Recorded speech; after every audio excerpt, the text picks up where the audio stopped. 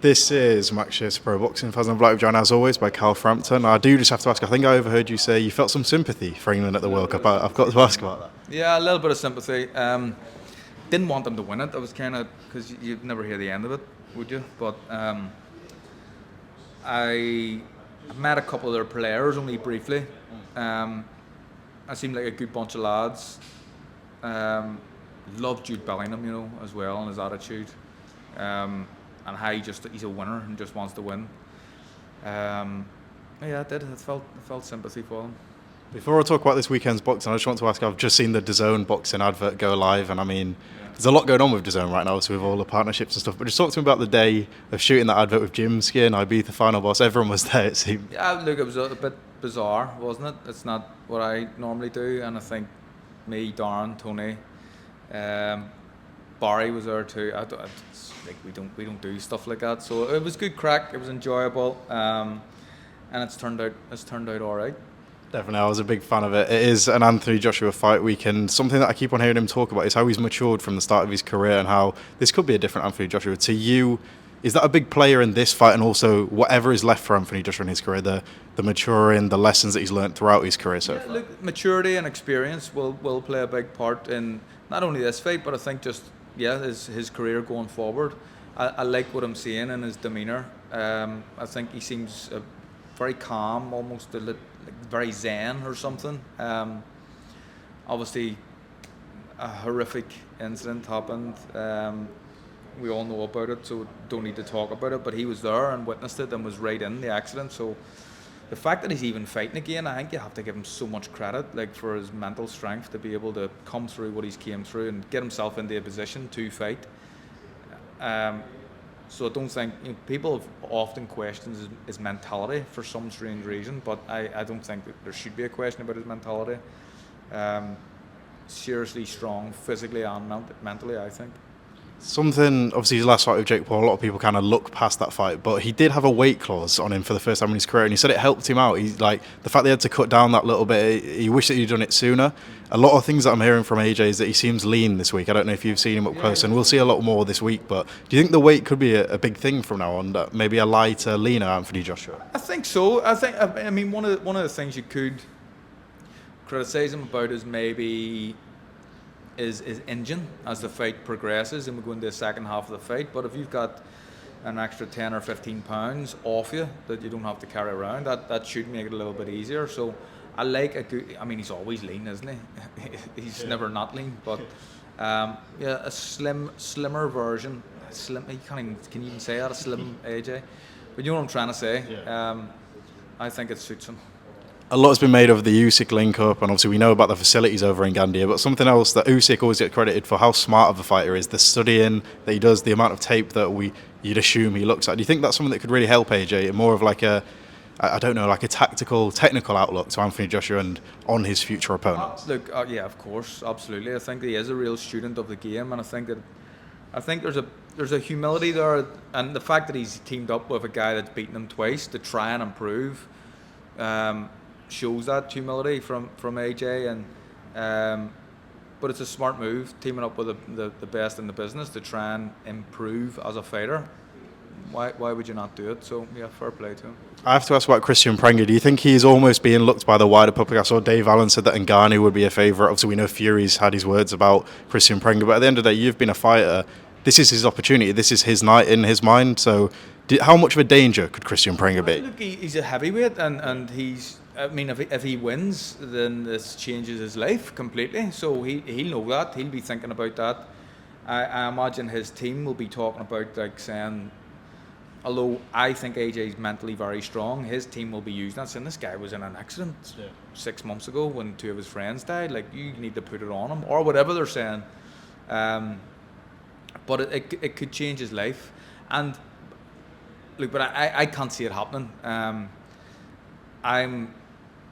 I like to think I'm a boxing purist and I know what I'm talking about. I think that every day of the week and twice on Sunday, whatever version of AJ shows up should be beating someone like Christian Pringer, and I think he does it quite early as well. So we'll see. I think a couple of rounds and the fight's done.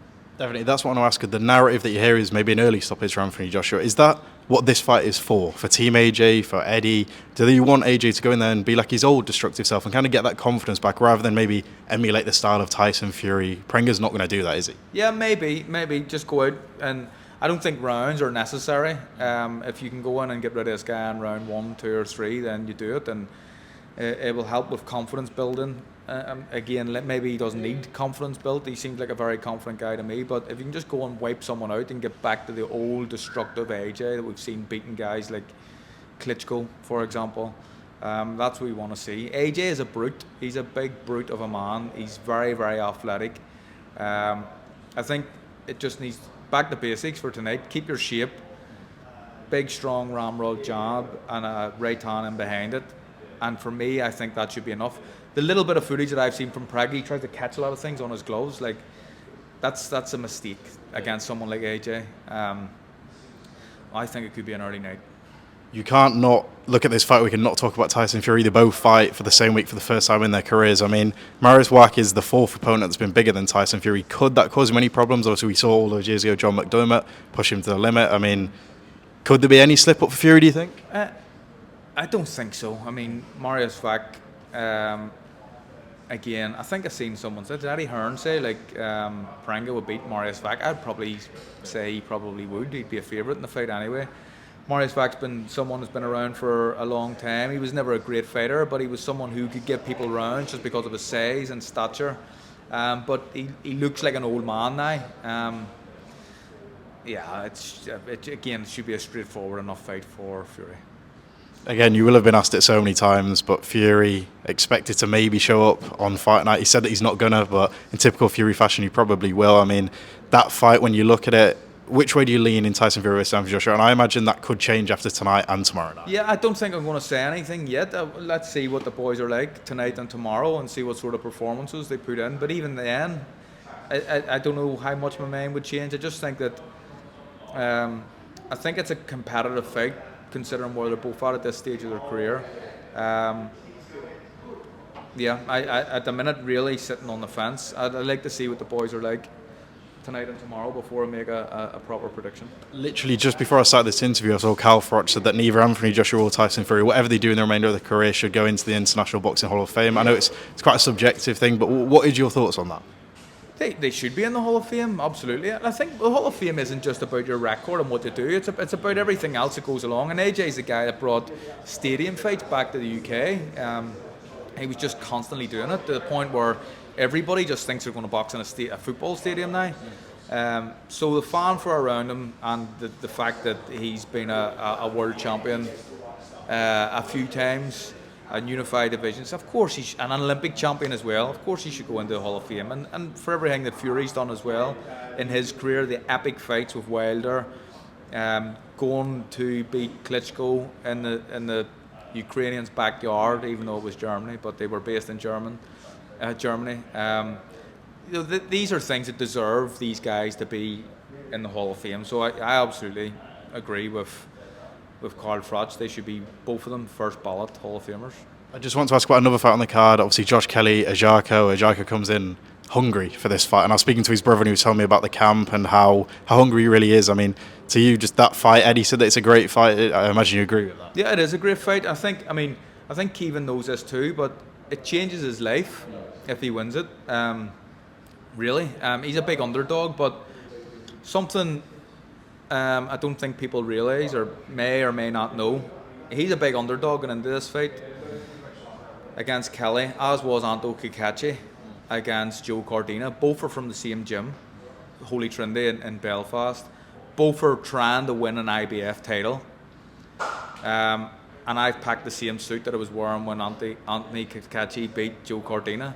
So I'm not superstitious, but maybe Keevan is, and he has a chance. He is an underdog, no doubt about it, but he can pull it off, and he knows what this does for his life going forward. Massive change. Just before I let you go, I know you can push for time, but just quickly, have you got a Ryan Garcia versus Conor Benn prediction to leave this in? Yeah, I again think it's a really good fight. I think it's a competitive fight. A lot of people have Benn no chance, which I don't see. I think that his tenacity in the fight gives him a chance, and we've seen Garcia he did quit against Gervonta Davis. I'm not saying Conor Benn and Gervonta Davis are the same type of fighters or the same level even, but I think when you've shown that before in a fight that you do stay on a knee against someone who fights at a lesser pace than Conor, there's a chance that it could happen again. So I do have Garcia as the favourite though. I think that Conor's going to be there to be hit. Garcia has a fantastic left hook, very fast, very sharp, great timing, and Ben could walk into one. I think it suits Garcia more at welterweight as well than it does Ben, but I have Garcia as a favourite, but Ben definitely has a chance.